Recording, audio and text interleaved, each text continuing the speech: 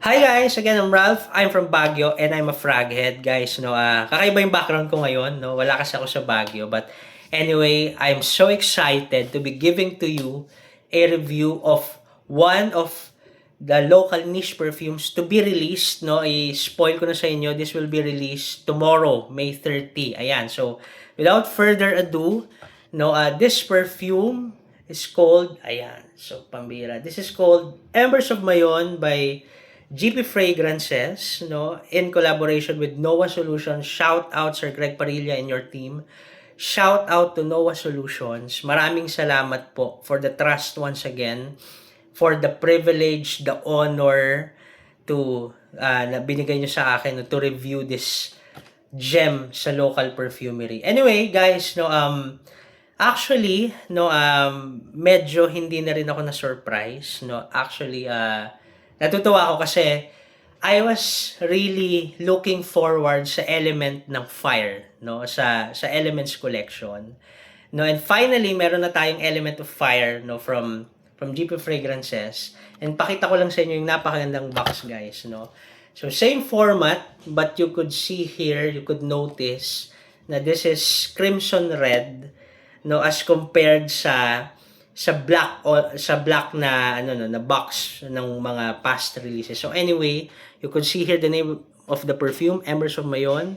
The main accord, smoke and ember, and you could see here a masterful representation ng element ng fire, And napakaganda kasi local perfume. So you should represent something from the Philippines, And 'di ba ang best na pwedeng mag-represent ng fire, one of the best is definitely Mount Mayon. So you could see here the picture of Mount Mayon, So yeah, napakagandang representation, napakagandang presentation.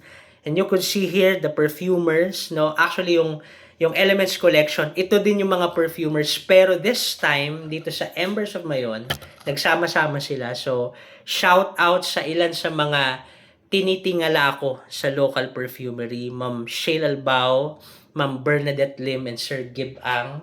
Shout out sa inyo. Thank you for your creation, Thank you for your love sa perfumery, And yeah, you could see here the letter from GP Fragrance, and the letter from Sir Greg Parilla. And guys, gusto ko lang basahin sa inyo yung notes na nakalagay dito. Top notes are elemi, blackcurrant, pink pepper.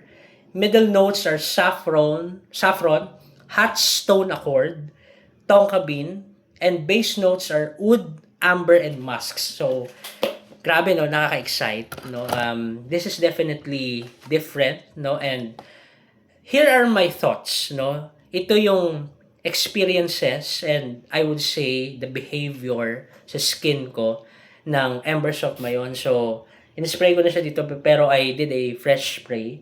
So, for me, this opens up with a lot of elemi. Ang elemi, guys, naka-proud ang elemi kasi ang Philippines is the world's leading producer and I believe the exclusive producer ng elemi or Manila elemi. So, naka-proud. And ang elemi, I remember perfumes like Beloved Man ng Amouage. Of course, hindi sila same na same ng amoy. Pero kasi isa sa prominent na note ng Beloved Man is elemi. So, ang elemi kasi marami siyang nuances, marami siyang sides. And isa sa side ng elemi for me is it being spicy. Of course, it's woody, but it's also spicy. It's a spicy and resinous note, So, I get lots of spicy na elemi here. It's coupled with the smoke accord. It's definitely smoky, pero for me hindi siya sobrang smoky, kasi it mellows down. It mellows down to something warm. This is tonka bean to it, Ang tonka bean kasi, guys, of course it's vanillic, it's woody, it's sweet, pero meron siyang undertones ng spices. So sometimes there are perfumes, no? Halimbawa, a great example is 1 Million ng Paco Rabanne. No, meron siyang ano meron siyang undertones ng cinnamon, for example, or cloves, no? Sometimes you could also get a hint of tobacco sa tonka bean. So here, no, yung smoke accord and yung spicy elemi, it mellows down to tonka bean. Parang ganun yung ano, it's still there, the elemi is still there, the smoke accord lingers, no? Pero the elemi or the tonka bean takes the center stage, no? And siguro yung isa sa reason nung parang warmth na mafe-feel mo dito is the hot stone accord, no? So napakagaling, no? And as you could see here, pinakita ko kanina, no, this is the accord of ember. So yung ember, guys, no, ang pagkakaalam ko sa ember, yun yung after the fire nung sa uling. Yun yung makikita mong nasusunog pa rin, para 'di ba, parang after mong ma-put out yung fire ng uling. Meron pa ring mga coals na parang may baga pa rin. So I believe yung ganong sensation ng warmth, no, parang it presents itself. Parang kahit wala na yung fire, no, meron pa ring mga baga, meron pa ring representation ng fire. So parang hindi siya nawawala at all, or hindi siya nawawala totally. So yun, no, I get that hot stone accord in a sense of paano ba? Para siyang warmth, para siyang paano ba? It tones down the smoke accord. Just imagine, 'di ba, parang 'di ba sa una pag nagsisiga ka, you get lots of smoke. Pero parang ano, alam mo 'yon, as time goes by, it mellows down and you feel the warmth. Tapos nasa background na lang yung smoke. So, I don't know if that makes sense. Pero ganun yung nakukuha ko dito. And lastly, this has wood. No, I'm not sure, hindi ko pa natanong if this has real wood. Kasi sa ngayon, guys, ma-share ko lang saglit, no, na I'm collecting perfumes na may real wood, no. So medyo ano, no, parang nagiging sensitive yung nose ko sa real wood.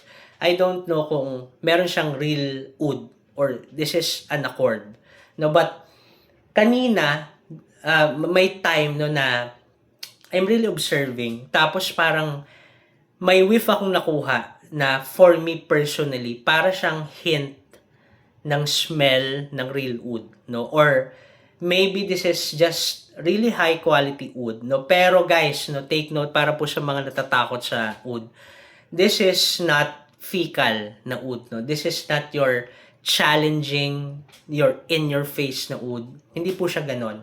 So it stays in the background, no? It stays in the background yung wood, and this is saffron. So you get lots of floral, no? Pero kasi yung saffron may leathery smell to it din eh. So you have florals, you have leather, no? You have wood in the background and smoke that hovers sa composition ng fragrance. And you get lots of elemi and tonka bean. Lalo yung tonka bean, guys, no? It's prominent sa akin. So, yeah, nakakatuwa, no, kasi for me personally, I do agree, no, na ito yung pinaka-niche sa lahat ng releases so far ng GP Fragrances, no. And this is something na we should be proud of, guys, no. Siguro final thoughts, no, with everything that has happened, no, at mga nangyari sa local scene, no. Anyway, hindi na natin i-detalye, no. But anyway, this is one of the reasons why we should support still local, no. Hindi ko to sinasabi kasi, yeah, honestly, this is a PR sa akin. But with all honesty, no, this is one of the reasons kung bakit meron pa rin tayong rason, rights to support local. It's because of this, no. And yeah, no, Embers of Mayon, really creative, no, really paano ba yung character, it's there, it's bold, no. It's something, no, na I would say truly niche and truly unique, no? And nakakatuwa kasi this is truly local. So, again, guys, no, this will be released May 30. Actually, today, no, merong exclusive event, no, for the release ng Embers of Mayon. So, guys, no, tingnan nyo na lang yung details, no, sa post ni Sir Greg Parilla. Anyway, guys, maraming salamat. Again, Sir Greg Parilla, Noah Solutions, maraming salamat for letting me try Embers of Mayon. And guys, again, this is something we could be proud of, no? And we should be proud of. Yun lang, guys. Maraming salamat po.